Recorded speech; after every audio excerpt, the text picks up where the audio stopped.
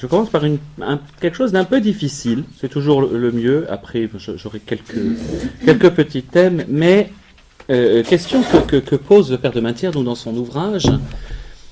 Mais il n'y a eu qu'un seul, c'est ce que dit l'Épître aux Hébreux, il n'y a eu qu'un seul sacrifice de la croix. Donc je finis juste la toute petite partie qu'il me manquait, sur l'aspect Vendredi Saint, puis on rentre justement Pâques et Pentecôte.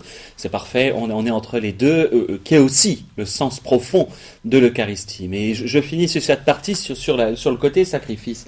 Lorsque le Christ meurt sur la croix, c'est l'Épître aux Hébreux qui le dit, le sacrifice est unique et suffisant, définitif. C'est un peu le cœur d'ailleurs de l'Épître aux Hébreux. C'est une lettre qui est compliquée, si vous la lisez, qui est vraiment sur une manière de penser vraiment profondément juive dans son raisonnement, et donc très, très éloignée de notre manière de raisonner. C'est toujours un peu compliqué. C'est aussi facile que les encycliques de Jean-Paul II. C'est-à-dire que ça tourne. C'est une forme, vous savez, c'est ce qu'on appelle le fonctionnement en spirale du raisonnement. On part et puis on tourne toujours autour pour élargir la pensée. C'est très oriental. Peut-être que vous êtes plus habitué à cette manière de penser, mais c'est beaucoup plus oriental comme manière de faire. C'est très slave, très juif, et nous, on est cartésiens, il faut que ça commence. Voilà. Et l'Épître aux Hébreux semble tourner autour du pot longuement. Cela étant dit, ce qu'elle affirme, ce que l'auteur de l'Épître aux Hébreux affirme, c'est qu'il y a un seul sacrifice définitif. Il n'y en a plus besoin d'autres. Voilà ce qu'il dit, si je dois résumer. Comment il fait? Il dit, le grand prêtre, tous les ans, était obligé de faire un sacrifice pour le péché, le fameux jour du grand pardon, Yom Kippour, où il va rentrer dans le temple, dire le nom divin. Jésus, lui, est entré dans le ciel, et par conséquent, en tant qu'homme, a définitivement achevé le sacrifice en tant que tel. Par conséquent, et ça a été une des grandes critiques du moment de la Réforme, mais on peut s'en souvenir, mais on ne peut pas le recommencer, le sacrifice. Or, la théologie catholique semble dire que la messe, c'est le sacrifice de la croix. Vous voyez, là, on ne sait plus très bien comment s'en sortir, puisque à la fois, c'est une fois pour toutes, mais qu'est-ce qu'on fait alors pendant la messe? Est-ce qu'on recommence le sacrifice de Jésus? Voilà la question qui se pose. Je crois que c'est toujours pareil, c'est une manière, je refais ma frise, c'est toujours une manière de ne pas bien penser les choses, parce que nous on pense le temps, je vous l'ai déjà fait mais je le recommence, savez-vous que je l'ai fait, ça. Nous on pense le temps de manière linéaire, perpétuellement. Notre manière d'envisager le temps est toujours dans la ligne. Il y a un début, il y a une fin, alors voilà. Bon, après, il y a un commencement, et puis il va y avoir les dates. Et pour nous, il y a un moment où le sacrifice de la croix a eu lieu. Ce moment ayant eu lieu, après, qu'est-ce qu'on fait? Est-ce que chaque fois que je célèbre la messe, dans le temps, j'ai un nouveau sacrifice de la croix? Non. On le rend présent. Ou, il y a une autre manière de le penser, alors, là, c'est très personnel. Vous pouvez ne pas être d'accord avec moi, où nous rendons présents au sacrifice de la croix. Et j'aime bien cette manière-là de voir.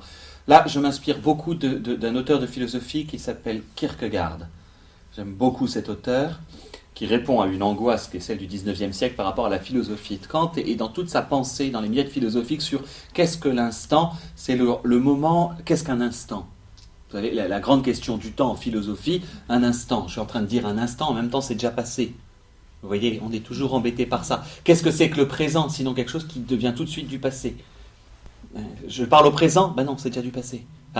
Et il va dire ça. Et Kierkegaard va dire non, l'instant c'est le moment où l'éternité rencontre le présent. C'est le moment, ce moment où l'éternité nous rencontre. Voilà ce que c'est qu'un instant. Et à partir de là, et il le développe entre autres avec l'idée de la croix, c'est de dire non pas qu'on recommence, c'est-à-dire, je vais mettre en noir ce qui n'est pas vrai, c'est pas la croix que je rends présente à chaque fois. Ça voudrait dire que quoi? Je recommence à chaque coup le sacrifice du Christ? Non, c'est... J'ai toujours beaucoup aimé les couleurs. Heureusement que j'ai des fournisseurs en stylo. Il y a beaucoup d'arc-en-ciel. Voilà, faut en profiter. Non, je crois que c'est l'inverse. C'est-à-dire, c'est nous, quand nous célébrons la messe, qui allons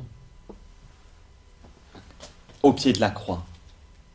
Que pour Dieu, de toute façon, c'est toujours le présent. C'est toujours le présent. Oui. Qu'est-ce que l'éternité, sinon un présent continu? Et donc, étant donné cela, tout est, et ça c'est Saint Paul qui le dit, il a récapitulé en lui toute chose. Donc le sacrifice de la messe, la célébration de l'Eucharistie que je vais faire, quelle que soit l'heure, ne dépend pas elle dépend de mon temps parce que nous, on est dans une époque et on a besoin de le vivre, mais à ce moment-là, nous nous retrouvons au pied de la croix. Vous comprenez? C'est aussi un moyen de comprendre, parenthèse, la question de Judas. Vous savez, on l'a lu dimanche, on l'a lu encore aujourd'hui. Donc Judas, c'était prévu donc il n'avait pas de possibilité de choisir autre chose que de trahir, que de livrer. Et oui, en fait, quand on entend d'une certaine manière, c'est pareil, qu'est-ce que c'est que Jésus qui accomplit les Écritures? C'est de la même chose, le passé n'est pas en train de dire l'avenir, mais c'est la même chose, en fait, le passé est en fonction de ce présent de la croix.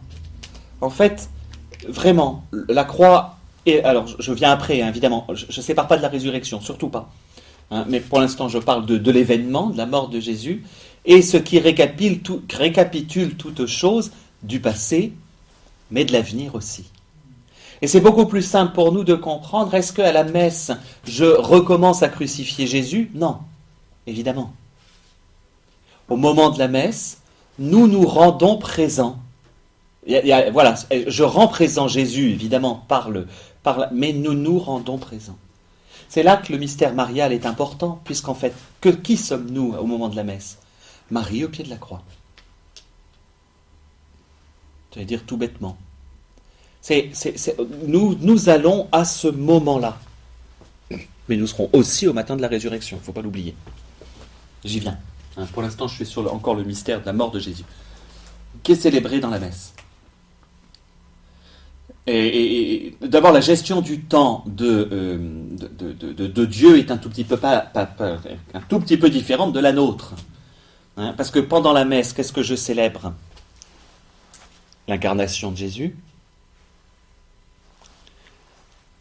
le jeudi saint, le vendredi saint, le matin de Pâques et la Pentecôte. Allez hop, 33 ans d'un coup, plus 50 jours. D'accord? Ben voilà, la messe prend en fait toute l'histoire du Christ, parce que Dieu se faisant homme, entrant dans le temps, ce temps-là est le plus important en soi. Et donc, c'est vers ce temps-là qu'on se rend. C'est le sens de l'année liturgique, d'ailleurs. Juste une chose, pendant l'octave de Pâques, c'était le sens des octaves, tous les jours, nous, on dit le même office. On redit les mêmes prières, tous les jours. Comme si c'était le même jour, vous savez, comme un disque à rayer. Ou Un jour sans fin, je ne sais pas si vous aviez vu ce film. Voilà. Ça fait un peu penser à ça, hop, ça recommence tous les jours. Pâques, c'est à la fois, quand vous avez à penser Pâques, je ferai juste remarquer que Pâques commence le jour de Pâques, mais c'est aussi la Pentecôte. Les deux vont ensemble. D'ailleurs, Jésus, chez Saint Jean, il n'y a pas de Pentecôte séparée. Recevez mon esprit, chapitre 20. Aussitôt, il donne l'esprit. Il n'y a pas de Pentecôte. En fait, c'est le même temps. Le temps pascal, en fait, c'est le jour de Pâques pendant 50 jours. Hein, c'est comme si, je dis, le disque rayé, on recommence. Et en même temps, c'est pas ça. C'est une fête qui englobe tout le temps. Et tout, en plus, avec le sens du 50. Hein. D'ailleurs, le prêtre le dit, en faisant mémoire de la mort et de la résurrection de Jésus-Christ, de son ascension, de sa résurrection, de son ascension, et en attendant son retour dans la gloire. On a tout un ensemble de choses. J'y viens juste après pour cette question-là. Mais donc, on ne refait pas le sacrifice. Alors l'expression dans vos anciens catéchismes, qu'est-ce que vous aviez appris? Est-ce que vous vous souvenez? Le sacrifice non sanglant. Ça vous dit quelque chose, ça? Voilà, on effectue le sacrifice non sanglant des pièces qui poussent dans cette salle. C'est une expression qui est employée. Là, c'est l'avantage, la réflexion humaine et sans doute particulièrement la philosophie permet de mieux saisir. En effet, il y a dans la messe un sacrifice, mais ce sacrifice n'est que sacrifice. Faut l'entendre pas obligatoirement comme voilà, mais on rend sacré. Donc en effet, il y a un sacrifice, sacer facere, c'est ça que ça veut dire. Un sacrifice, c'est les deux mots, si vous voulez, facere, donc faire, sacré. Rendre sacré. Mais qu'est-ce que je rends sacré pendant la messe? D'abord, qu'est-ce que je vais transformer en quelque chose de sacré? Le pain et le vin. Et puis, mais nous, il ne faut pas l'oublier. Le sacrifice, c'est le nôtre. C'est ce que disait le prêtre, alors on verra quand on aura la traduction, mais le fameux orate fratres dans l'ancien missel. Orate fratres ut meum ac vestrum sacrificium. Alors en italien, je ne sais pas ce que vous avez. Nous, on dit prions ensemble au monde, parce que l'autre jour, les Italiens qui étaient là, ils ont répondu très très longuement. On a eu tout un groupe, mais non, de Romains, des gens des Salésiens qui étaient là. Ça a été extraordinaire, c'était très inattendu, ils sont venus. Et donc, nous, on dit prions ensemble au moment d'offrir le sacrifice de toute l'Église, pour la gloire de Dieu et le salut du monde. Vous répondez si court? Oui. Ah oui, parce qu'ils ont bloqué, alors peut-être qu'ils avaient une autre fois. Parce que le latin dit orate fratres ut meum ac vestrum sacrificium acceptabilem fiat apud Deum patrem omnipotentem. Prions mes frères pour que mon sacrifice, moi le prêtre, qui représente Jésus, qui est aussi le vôtre. C'est dommage qu'on ait perdu juste cette formule. Mon sacrifice, c'est aussi le vôtre. Nous devenons tous sacrés. Nous sommes tous consacrés à la fin de la messe. Il y a des gens qui ne viennent pas à la messe. Oui, non mais exactement. C'est quelque chose de très beau. Donc, et c'est comme ça qu'il faut déjà l'entendre. Aussi que du latin, on l'a traduit dans les langues de chaque pays. Oui. Donc ça aussi, c'est trompeur. C'est trompeur, voilà, parce que le mot en tant que tel, mais le mot sacrifice est trompeur. C'est faire des sacrifices. Je ne dis jamais ça, vous ne m'entendrez jamais, ou alors si je le fais, vous avez le droit de me jeter des pierres. Au moment du carême, je ne dis pas pendant le carême, il faut faire des sacrifices. Il faut être un sacrifice. C'est-à-dire être soi-même disponible à ce que Dieu fasse en nous, que nous soyons sacrés. Par le baptême, nous sommes sacrifiés. Si vous voulez, je vais dire consacrés.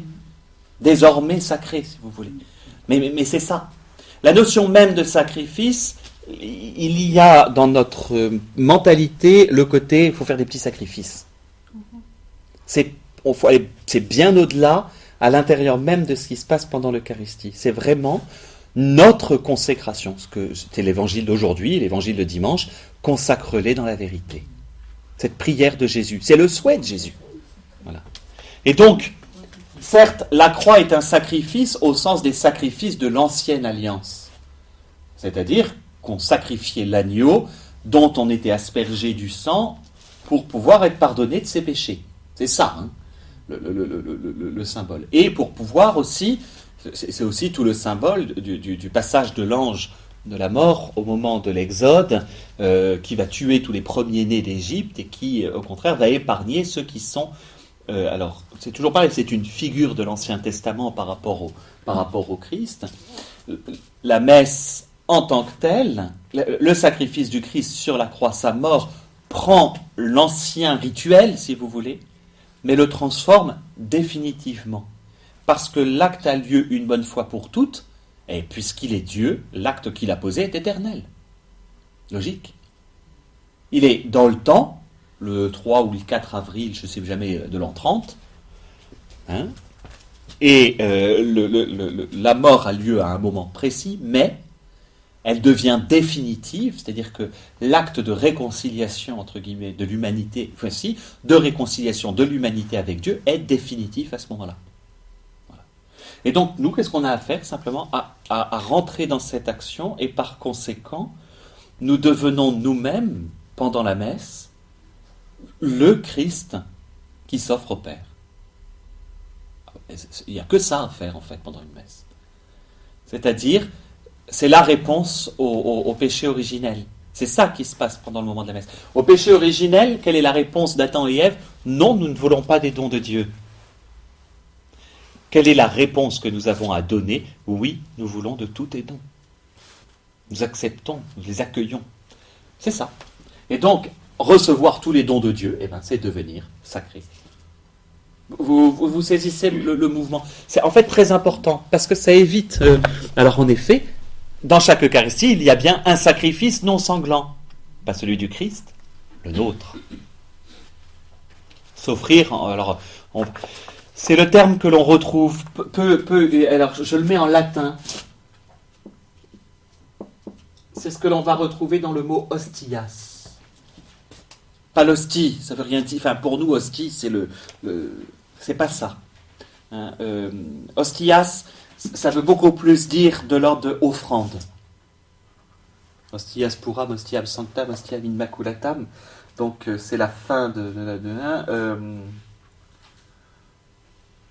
je ne vais pas retrouver, évidemment. C'est la fin de juste après l'anamnèse, dans la première prière eucharistique, c'est ce qu'on disait. Une offrande pure. C'est ça, c'est une offrande pure. C'est le mot offrande. Qu'il fasse de nous une offrande, voilà. L'offrande en tant que telle, elle est pure et immaculée, etc. Et on a à s'associer. Ce sacrifice qui est aussi, le sacrifice du Christ, qui est aussi tout le nôtre. Voilà, ça c'était un peu sur l'aspect, l'unique sacrifice de la croix. Donc il y a bien un unique sacrifice qu'on ne recommence pas, mais auquel on se rend présent pour pouvoir nous-mêmes devenir ce à quoi nous sommes appelés. Voilà. Alors, comment est-ce que nous nous tenons ? Je crois que voilà, c'est là que Marie est l'exemple, puisqu'on est au pied de la croix avec elle, qui s'offre avec son Fils, c'est toute là, qui s'offre avec son Fils et qui se laisse aussi, comment vous dire,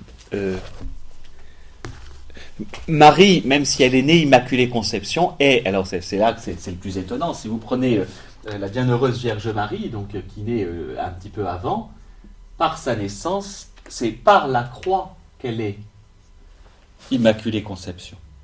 Et donc, quand est-ce que Marie est sauvée ? Quand elle est au pied de la croix. Même si déjà avant, elle a été préservée du péché. Vous comprenez ce que je veux dire ? Le moment de son salut, elle y assiste, ce qui lui a valu, au moment de sa conception, d'être libérée de tout péché. C'est ça le dogme de l'Immaculée Conception.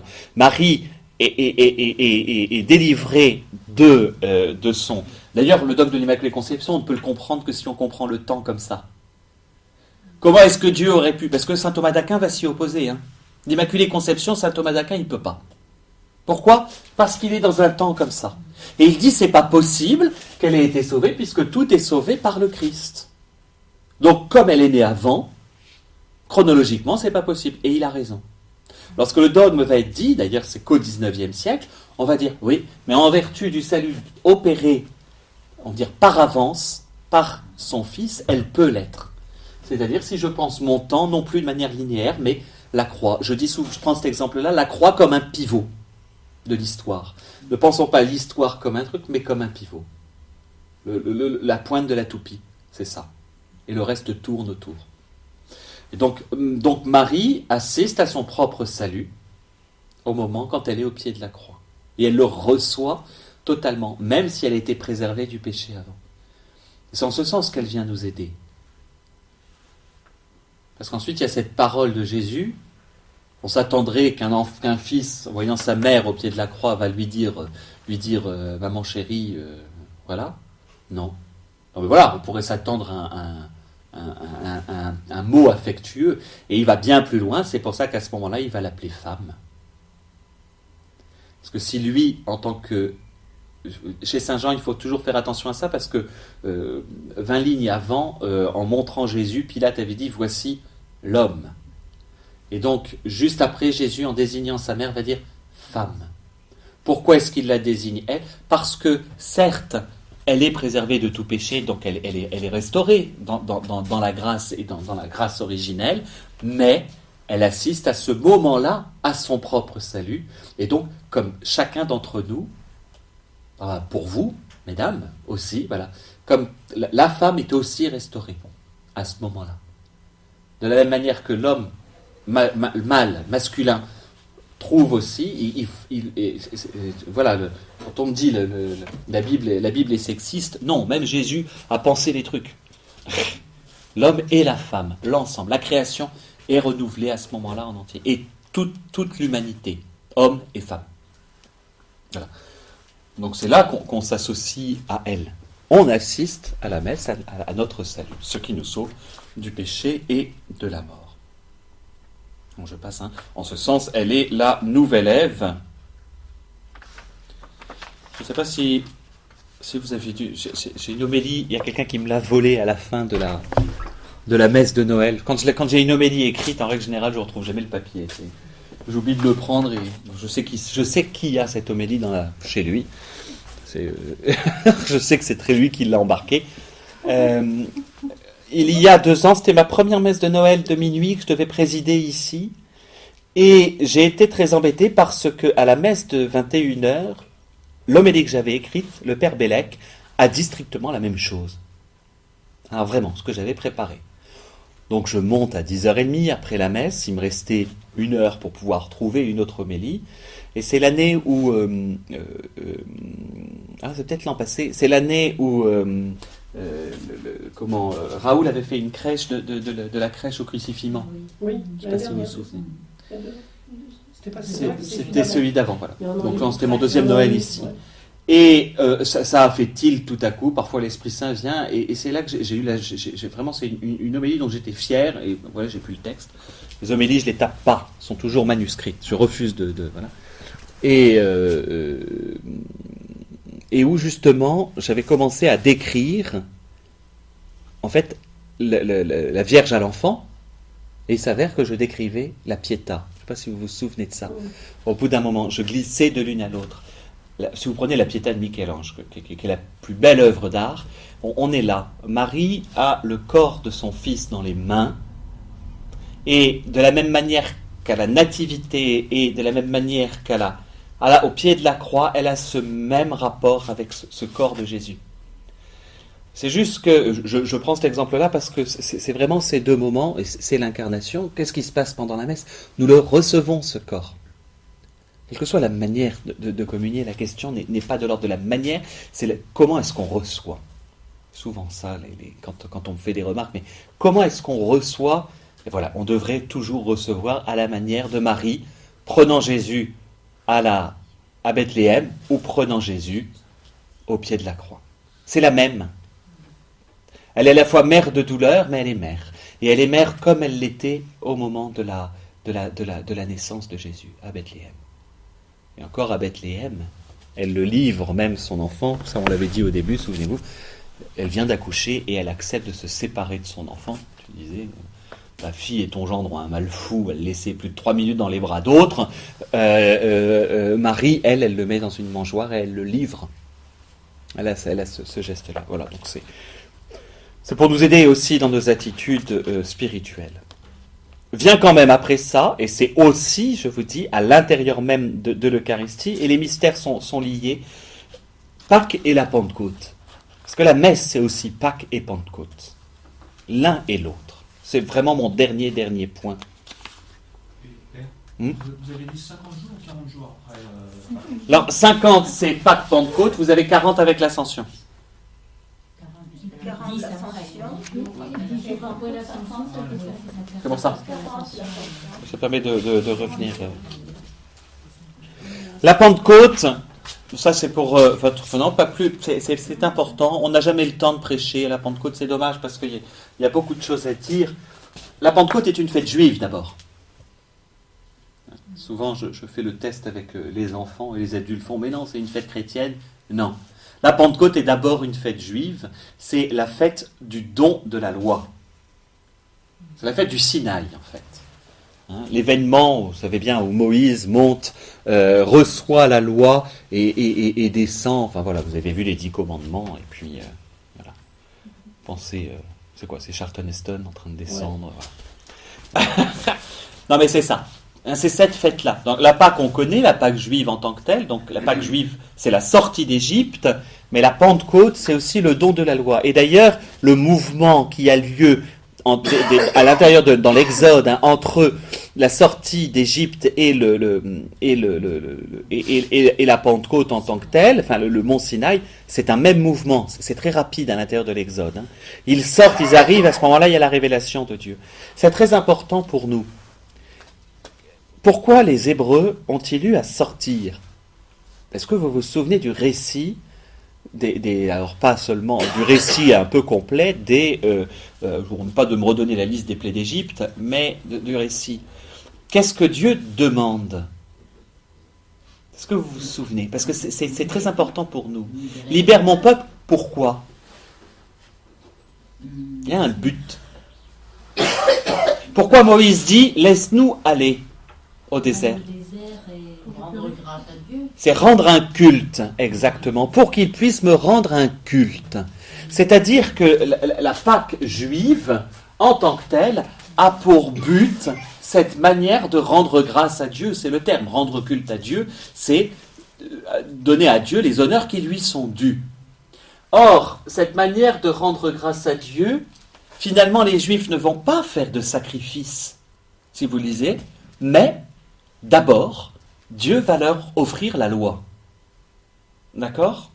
Ça, c'est le mouvement Pâques Pentecôte, j'allais dire chez les Juifs. Celui-là est mort.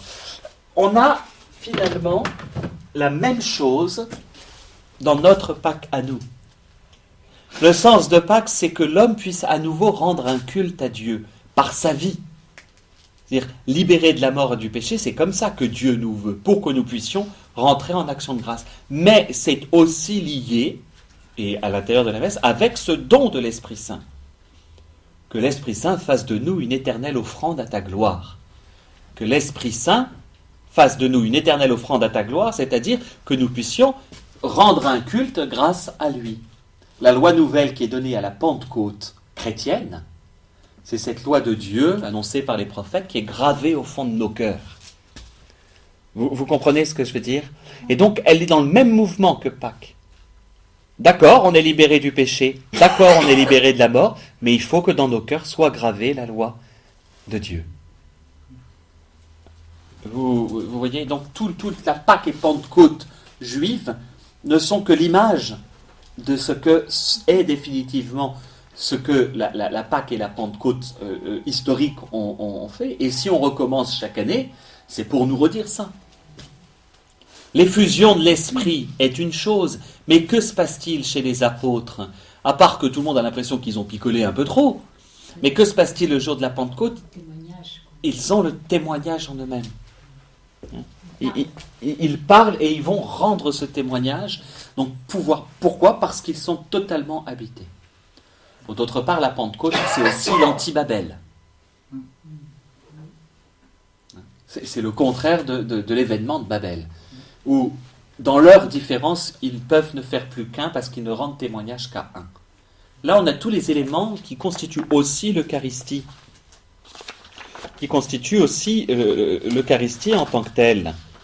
Alors, je dis les trois Pâques. Il y a trois Pâques en même temps. C'est pour ça qu'on met un S. On va vous dire, là, on n'en voit que deux. L'expression qui est souvent employée,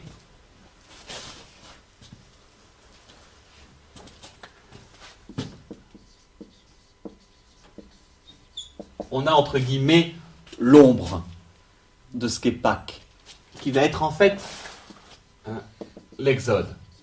La Pâque juive est l'ombre.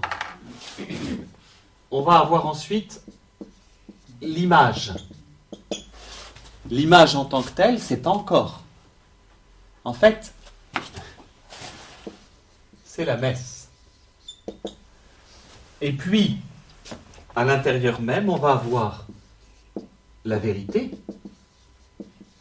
si vous voulez, la réalité, qui est l'offrande de Jésus.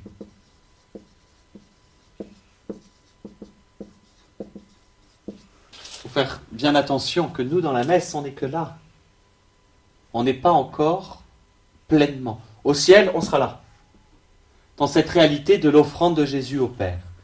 Mais dans le moment, donc, il y a trois Pâques. Celle de...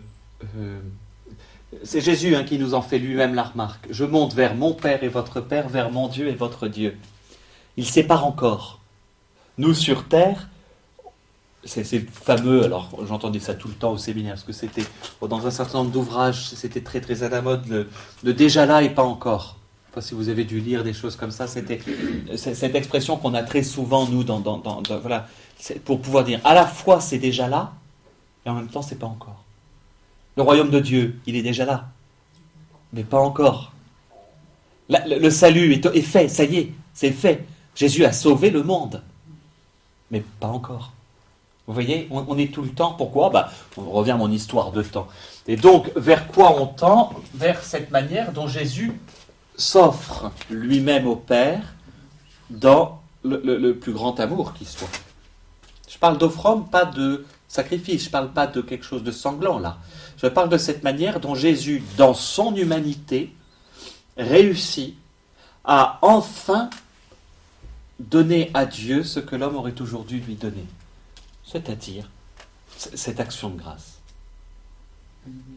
Glorifiée. C'est vraiment cette idée-là. Et donc, pendant la messe, évidemment, on y est, mais trop temporairement. On est dans cette offrande, mais trop temporairement. Définitivement, nous y serons.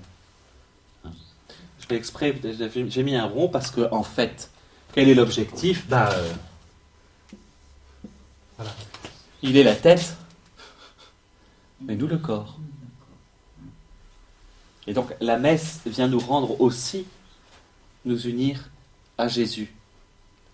Voilà. On a déjà la tête aux cieux, si vous voulez. On aimerait la voir plus souvent. D'accord ? En fait, entre guillemets, vous savez, c'est pareil pour l'Avent. À chaque fois, on a plusieurs événements. Si vous voulez, vous mettez la même chose avec l'Avent. Il y a l'Avent qui est l'attente de la venue du Messie, avec tout le peuple d'Israël. Il y a l'Avent qui est le temps que l'on prépare, nous, de la venue de Jésus. Et puis, il y a l'Avent qui est aussi cette manière dont on prépare la venue définitive. Donc, quelque chose qui n'est pas encore. En fait, on devrait avoir hâte du retour de Jésus. Simplement, nous, on a en tête fin du monde et on fait ça. Mais non, viens Seigneur Jésus, on n'arrête pas de le dire à l'intérieur de l'Eucharistie. Viens, que toutes choses soient enfin renouvelées. Voilà. C'est le sens de ce jusqu'à ce qu'ils viennent. C'est saint Paul aux Corinthiens qui le dit aussitôt. Frères, je vous ai dit ce que l'on m'a transmis, ce qu'on lit le jeudi saint. Voilà. Et à chaque fois, jusqu'à ce qu'ils viennent. Nous devons renouveler cette manière de faire, justement, continuer l'image tant que la réalité n'est pas accomplie. C'est vraiment ce qu'on appelle, c'est notre attente. C'est ce que nous disons aussi dans l'embolisme du Notre Père. Alors, délivre-nous de tout mal, Seigneur, et donne la paix à notre temps. Par ta miséricorde, libère-nous du péché. Rassure-nous devant les épreuves, dans l'espérance. Je ne me souviens plus, parce qu'il y a deux expressions. Non. Quand vous voyez comme quoi c'est bon d'avoir un missel, parce qu'on s'en sort mieux. Rassure-nous nous espérons de la résurrection. Oui, mais on est en fait à la fin de l'embolisme, juste après avoir dit Notre Père, on dit, voilà, on est dans cette bienheureuse espérance de la venue de Jésus. Rassure-nous dans les épreuves, dans cette vie où nous espérons le bonheur que tu promets et l'avènement de Jésus-Christ notre Seigneur. Voilà. Dans cette vie où nous espérons le bonheur que tu promets et l'avènement de Jésus notre Sauveur. Donc, à la fois cette attente du bonheur, déjà après le Notre Père, c'est pour ça que cet embolisme, on parle de l'embolisme du Notre Père, c'est l'expression. Une embolie, qu'est-ce que c'est ? C'est quelque chose qui s'est mis entre. C'est un caillou qui s'est déplacé, qui se met entre. En fait, l'embolisme se met entre. Voilà. Pour ça qu'il est très important. Il ne disparaît que le jour du mariage, cet embolisme. On ne peut l'enlever que ce jour-là. Il est remplacé par la bénédiction nuptiale. C'est à ce moment-là qu'on remplace tout ce moment-là. Voilà. Et donc, dès le départ, c'est ça qui est très étonnant, on a mais sans doute une manière pour nous, la célébration de la messe, dans l'Antiquité, alors on disait à l'époque le repas du Seigneur, mais était, pour les chrétiens qui célébraient, et vous imaginez, dans un contexte, alors allez-y, alors les catacombes, pas assez peu, les messes n'étaient pas célébrées obligatoirement beaucoup, mais en secret chez quelqu'un. Et qu'est-ce qu'on faisait ? On priait en disant « Viens Jésus, viens ». Il y avait cette attente qu'on interprétait à travers les martyrs, à travers tout ça, il y avait cette attente pressante de la venue de Jésus. On a un peu mollasson de ce côté-là.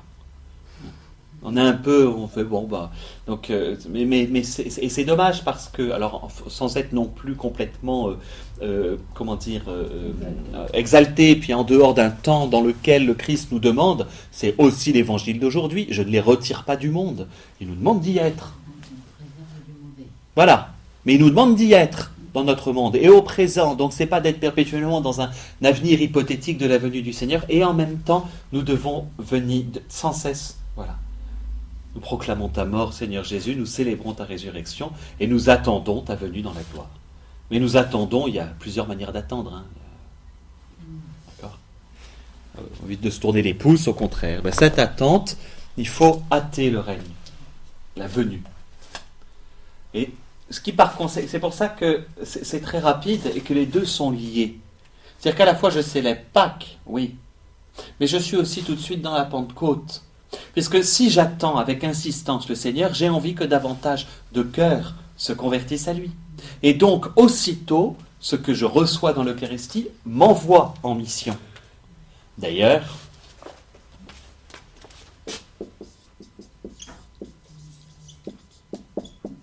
l'expression messe vient probablement, il y a deux possibilités. Messa, la table, le repas. Alors que la messa, c'est ce qui va être employé, qui est le terme encore espagnol aujourd'hui, c'est en italien. Messa aussi. C'est un repas particulier, la messa. Non, c'est la table. Non, c'est la table. Donc voilà, la table, le repas. Et puis missa, envoyer. Envoyer. Allez, entre guillemets, ite missae, c'est allez, foutez le camp. Entre guillemets, c'est-à-dire allez, maintenant vous annoncez, vous êtes envoyés. C'est pas seulement la messe est dite. Bon ben voilà, c'est fait. Non. Et d'ailleurs, le moment qui sépare la communion de la fin de la messe est profondément court. On a un temps immense avant, on communie, oraison, bénédiction, pouf pouf, c'est fini. Pourquoi ? Mais parce que le reste, c'est pour tous les chrétiens. Que se passe-t-il au moment où les apôtres reçoivent l'Esprit Saint ? Ils y vont. Tout de suite. Il n'y a pas d'Eucharistie dont on ne soit pas envoyé en mission. Il n'y a pas d'Eucharistie qui ne puisse pas nous pousser à annoncer. C'est pour ça que les deux mystères sont déjà liés historiquement, enfin dans la pensée, mais aussi ils le sont à l'intérieur de la messe. Vous avez reçu le corps du Christ, maintenant vous l'annoncez. C'est pas gagné, ça. Mais c'est le sens vraiment. Alors il va falloir que je revienne un peu en arrière parce que j'ai oublié un point. C'est pas grave. C'est le sens vraiment. Voilà, l'Église. Alors il y a deux autres choses qui sont quand même très très importantes à l'intérieur. Ouais, je vais quand même finir par ça. Donc on est envoyé par le Christ parce qu'on a reçu le Christ, parce que désormais. Mais à la fois individuellement et à la fois tous ensemble. Je ferai juste remarquer que l'expression « je » n'apparaît jamais à l'intérieur de la messe, sauf pour vous à deux moments, pour le prêtre à trois. Seigneur, je ne suis pas digne. C'est « je ne suis pas digne » et puis « je confesse à Dieu ». Le pardon du péché, c'est le mien que je reconnais. La demande du pardon, c'est moi personnellement. Tout le reste, ce sont des nous. Excusez-moi. C'est assez étonnant. On est perpétuellement nous. Et le prêtre, de la même manière, n'a qu'une seule prière, in petto, juste avant de communier, où il va dire que cette communion n'entraîne pour moi ni jugement ni condamnation. J'emploie un moi. Et le lave-moi de mes fautes. J'en ai deux, pardon. Lave-moi de mes fautes. Mais c'est pareil, c'est mon propre péché. Et ma condamnation. Donc c'est par rapport à mon péché. Mon péché, il est personnel, il n'est pas collectif. Notre salut, il est collectif, il n'est pas personnel. Si vous voulez, j'exagère. Hein, mais non, j'exagère pas tant que ça. J'exagère pas tant que ça, parce que notre salut est pour tous. Pendant la messe, j'associe l'ensemble du corps du Christ. Dans chaque prière eucharistique, vous avez toujours trois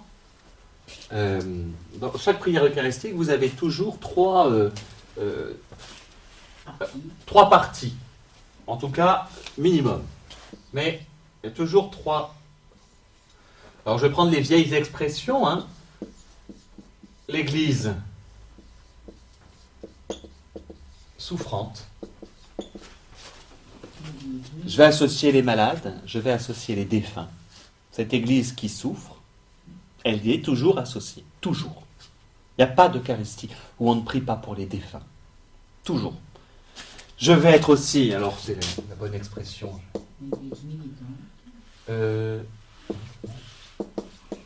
L'Église militante, c'est nous. Alors militante, voilà, c'est pas de vous, soldat du Christ. Ah bon, c'est pas l'idée. L'Église militante en tant que telle, c'est l'Église qui milite au sens où qui manifeste au monde aujourd'hui, qui doit annoncer.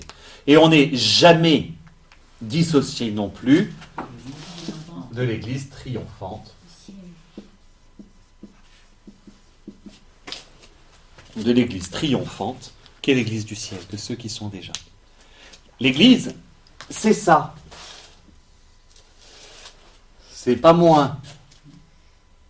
L'Église, c'est l'ensemble de ces personnes-là. Ça n'est pas seulement ce qui est au ciel. Ça n'est pas seulement ce qui est visible ici, entre nous. L'Église prend l'ensemble du corps du Christ. C'est comme ça qu'il faut le comprendre. Et donc, lorsque nous communions, en gros, lorsque nous commettons un péché, c'est nous tout seuls qui nous retrouvons, même si ça a des répercussions. Lorsque nous communions, c'est tout le corps qui en bénéficie. C'est saint Paul qui prend ces exemples-là. La gloire d'un des membres et la gloire de tout le reste du corps, il va dire. Et c'est cette idée-là. Tout ce que nous pouvons recevoir en bénéfice n'est pas que pour nous. Je ne communie pas pour moi. C'est pas pour moi que je communie. Pas seulement. Certes, ça va être pour moi, mais ça va être aussi pour le bien de toute l'Église. Mais moi, mon Père, je ne ressens rien quand je communie. Peut-être toi, mais peut-être que quelqu'un va sentir à l'autre bout du monde. J'en ai rien à faire d'ailleurs. Si c'est à l'autre bout du monde, c'est le coup du papillon, enfin peu importe. Mais c'est un autre qui va avoir les effets de cette grâce. Je suis persuadé que l'on peut avoir, entre guillemets, une communion vicaire à la place d'eux. J'en suis très persuadé. C'est-à-dire d'offrir, de ne pas garder pour soi tous les bienfaits d'une communion, mais pouvoir les offrir pour quelqu'un. C'est ce que l'on fait pour les fidèles défunts. Très souvent. Et pourquoi ne peut-on pas le faire pour d'autres, entre autres ceux qui ne peuvent pas communier? On peut le demander. Bien sûr. Bien sûr, on oublie. Non mais voilà, mais il y a d'autres. Je prends un exemple très simple. Alors ça ne va pas être développé à tous les coups parce qu'on est toujours dans des débats, mais il y a quelque chose qui théologiquement serait magnifique à essayer de faire comprendre aux chrétiens. Quand vous communiez, que vous avez à côté de vous quelqu'un qui ne peut pas, divorcer, marié ou quoi que ce soit, êtes-vous prêt à renoncer aux grâces que vous pourriez recevoir pour que lui les reçoive pleinement? Et c'est ça qui est beau. Voilà, ça c'est un geste auquel nous devons aussi souvent penser, renoncer. Et en fait, en renonçant, on en reçoit encore plus, évidemment. En plus. Mais cette manière dont on peut aussi s'associer au corps souffrant. Le corps souffrant, je dis c'est l'Église souffrante, c'est l'Église évidemment des défunts, mais c'est ceux qui, la fameuse Église en marge, enfin j'ai beaucoup d'expressions que le Saint-Père utilise, mais il y a ça, et il y a aussi, je pense, de notre devoir. Pas seulement de l'ordre de la prière, oui, je prie pour, c'est aussi bon, mais aussi accepter de renoncer parfois à ce que nous pourrions recevoir de Dieu, simplement pour que d'autres le reçoivent. Là, c'est un chemin spirituel, pas évident. Pas évident parce que ça veut dire aussi bien saisir tout ce que Dieu nous donne à l'intérieur de l'Eucharistie. J'appelle ça, moi, la communion vicaire. Et c'est cette idée que... il y a une solidarité du corps. Il y a une vraie solidarité du corps de l'Église. J'allais dire, quand on communie à tous. On communie à tous. Oui, c'est ça. Mais Ouais. vous dites autre chose là maintenant. Alors, d'une part, alors quand on communie, c'est le corps, oui. Ce que je disais, c'est par rapport au vivant, parfois, des personnes qui... On communie pour nous-mêmes. Il y a la manière dont on reçoit aussi des grâces de relativement personnelles à l'intérieur, c'est vrai. Hein, mais comme on est lié à tout le corps, c'est entre guillemets déplacé, demander est-ce que ces grâces ne soient pas vraiment pour nous, mais pour d'autres. Ça, c'est une attitude, à mon avis, de don que nous pouvons faire. Vous C'est saisissez? ce qu'on appelle la communion des saints. Non, Alors, la communion des saints, C'est le même principe. non, en fait, il y a deux choses. Il y a l'individu et l'Église. D'accord? On n'est jamais ni l'un ni l'autre pleinement, ce que je veux dire. C'est je ne suis pas toute l'Église, heureusement.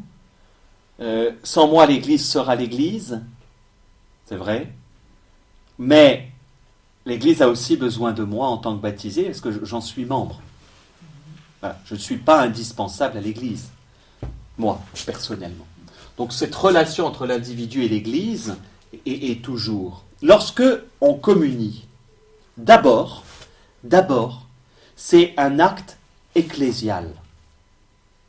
C'est un acte ecclésial, d'église. Je vais prendre un exemple complètement aberrant par rapport dans la relation à la communion. Quelqu'un qui donnait les malades et le sacrement des malades, je ne sais plus comment, enfin pas le sacrement des malades, mais qui donnait la communion aux malades. Et en fait, elle avait chez elle embarqué un certain nombre d'hosties consacrées. Elle les avait à la maison et puis de temps en temps j'en prends une pour moi. Un peu comme je vais prendre un Doliprane, quoi. Ça n'a aucun effet au sens, ça n'a aucun effet. Alors après il y a un petit problème de sacrilège sur les bords, hein, parce qu'on ne peut pas. Mais en se coupant de l'Église, les grâces reçues c'est pas possible. Donc en fait, la première chose, c'est ça que j'appelle l'Église, c'est-à-dire c'est cet ensemble-là. Là, les premiers bénéfices de la communion, ils sont là. C'est-à-dire que ce que je reçois, je le reçois pour l'Église tout entière. Pas seulement pour moi. Mais il y a aussi, alors en théologie c'est un tout petit peu, il y a ce qu'on appelle ce que l'on reçoit, et puis il y a l'hostie que l'on reçoit en tant que telle, et puis la grâce que l'on reçoit. Et il y a aussi des grâces de l'ordre personnel ou individuel qui sont de ce côté-là. C'est je peux communier, et donc ça va être peut-être le bien de toute l'Église, mais si je suis en état de péché grave, j'en perdrai une partie du bénéfice.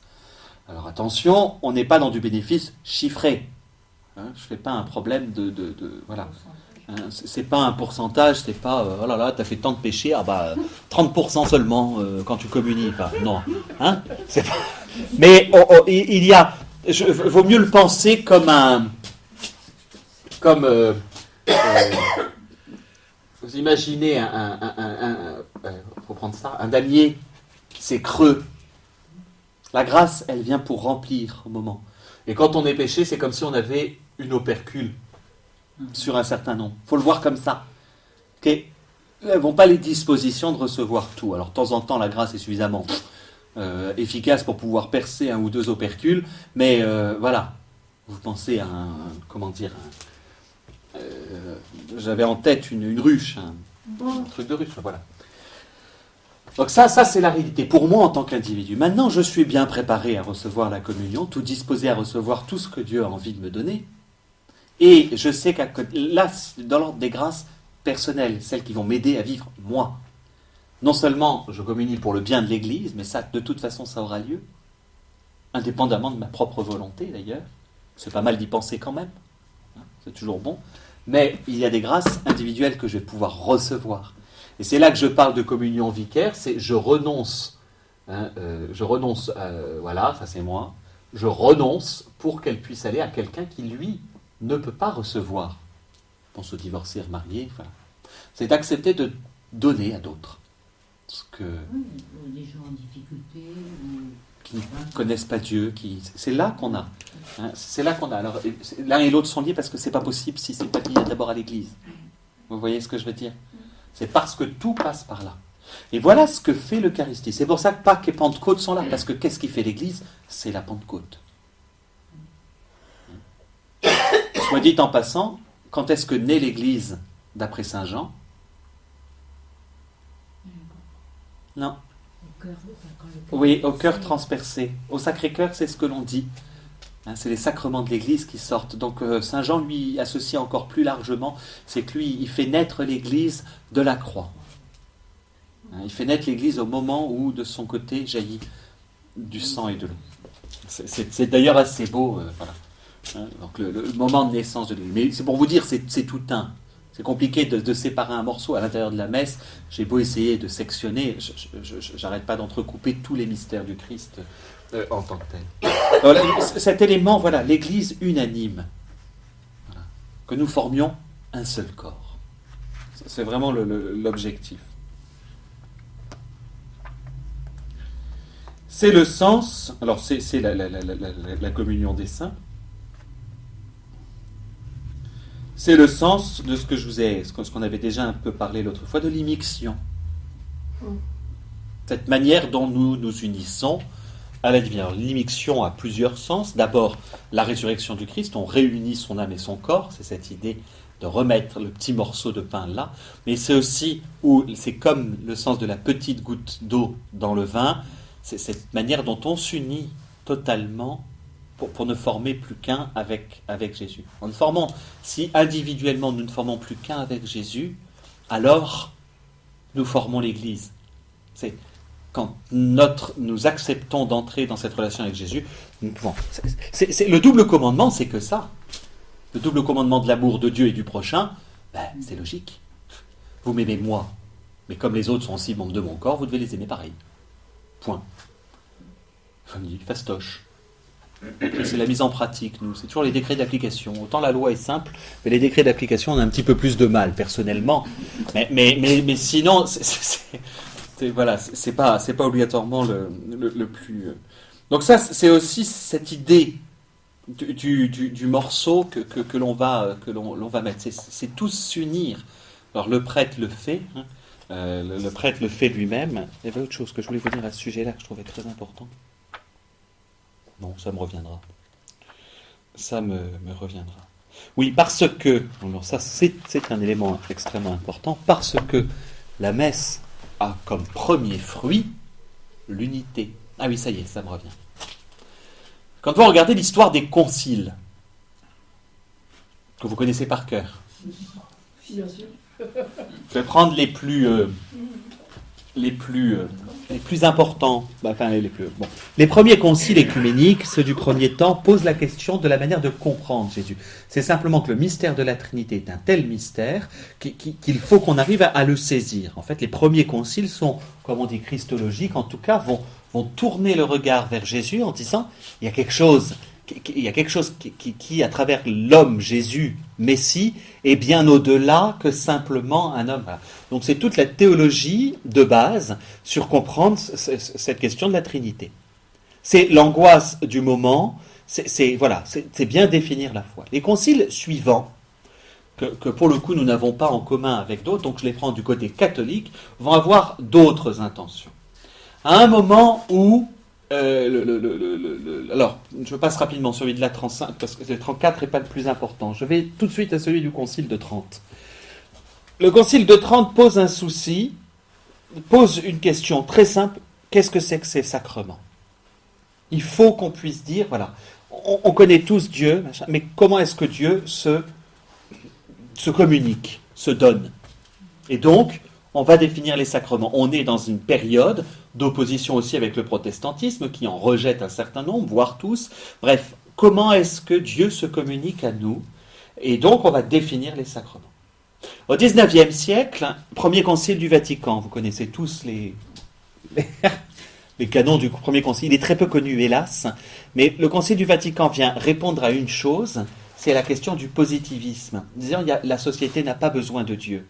L'athéisme date du XIXe siècle. Et que va répondre le Concile du Vatican?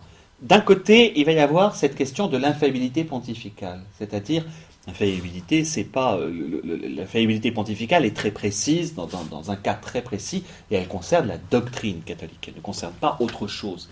À ma connaissance, elle a été utilisée 3 fois sous sa forme vraiment officielle. C'est-à-dire les 2, non même pas 2 fois à ma connaissance, mais c'est pas. D'autre part, que va dire le concile en question?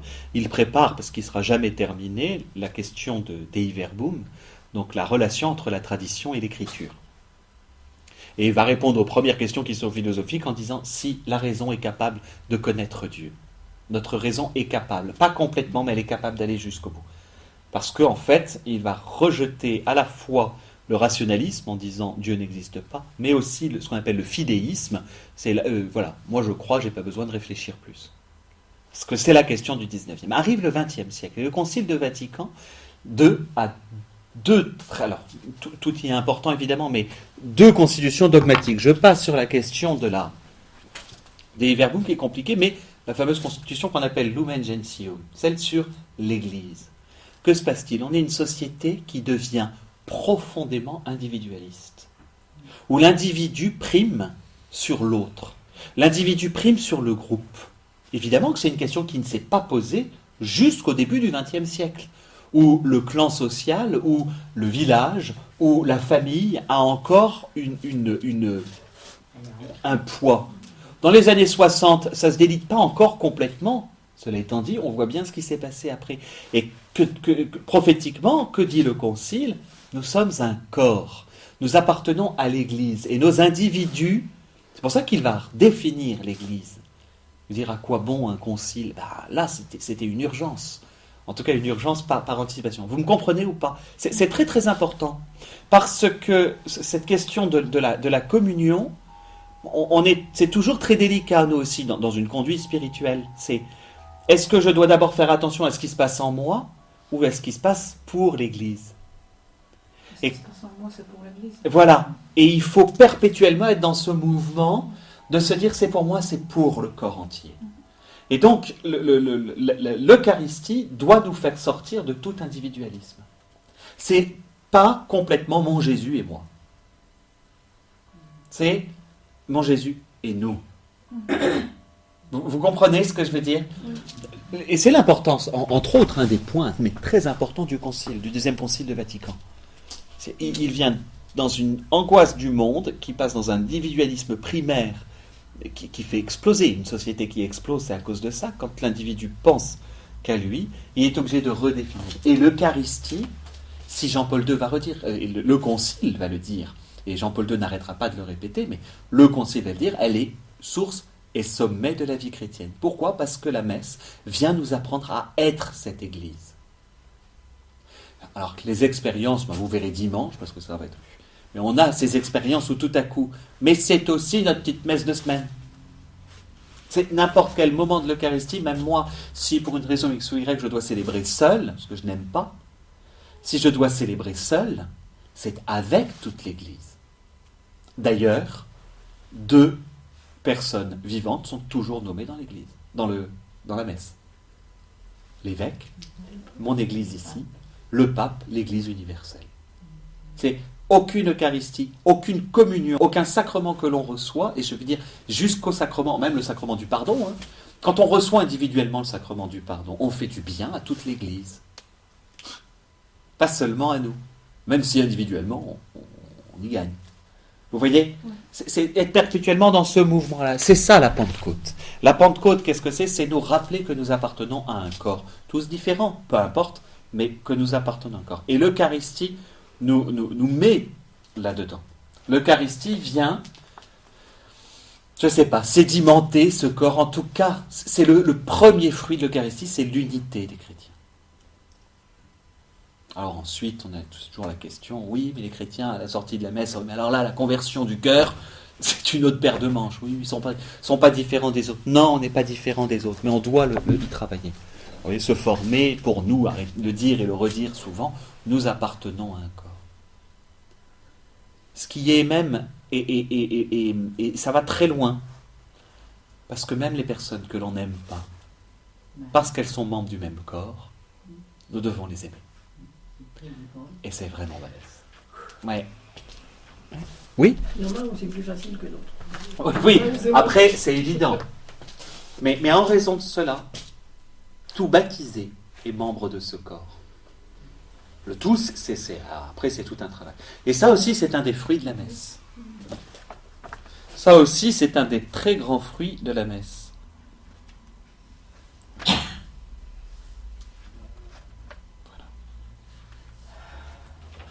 Enfin, pour terminer, puisque c'est un des mystères de Marie, non dans l'Écriture d'ailleurs, mais qui est aussi lié